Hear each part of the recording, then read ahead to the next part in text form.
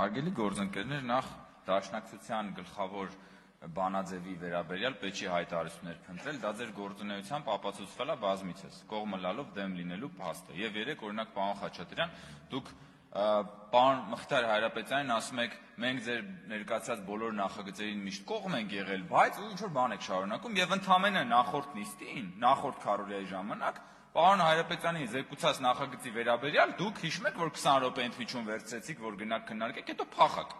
Այդ նախագիծն էր, չէ՞։ Այդ նախագիծը, որը քննարկում էինք, դրանից հետո պետք է արտահերթ նիստ լիներ, որտեղ քննարկելու էինք խաղաղության վերաբերյալ հայտարարությունը, դուք 20 րոպե ընդմիջում վերցրեցիք, որ գնաք ու այդ նախագծի վերաբերյալ, ասենք,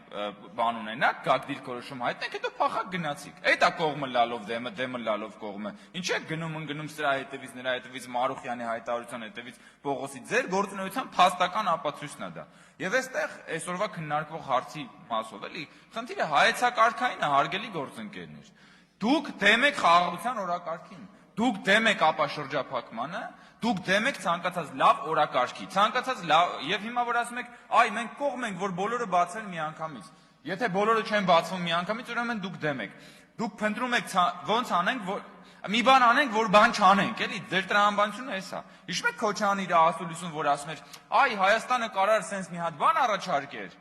հետո Ադրբեջանը կմերժեր եւ արդյունքում կստացվեր մերժող կողմը Ադրբեջանն է։ Բայց արդյունքում կստացվեր, որ խաղաղություն չկա, ապաշրջափակում չկա։ Էս է Քոչարյանը ինքը իր այդ բանում, ասուլիսում, հասկանալով թե չհասկանալով, մատնում է ձեր իրական նպատակադրումը եւ հայեցակարգը, որ նենց անենք, որ արդյունքում մերժվի։ Հիմա այդ մերժողը Հայաստանը կլինի, կասենք դուք կգաք, այս ամբյոնից կասեք, Հայաստանը հնարավորություն կար խաղաղության, բայց մերժեց։ Մերժողը Ադրբեջանը կլինի, կգաք կասեք, այդ տեսեք, որ Ադրբեջանը չէր ուզում խաղաղություն, իսկ դուք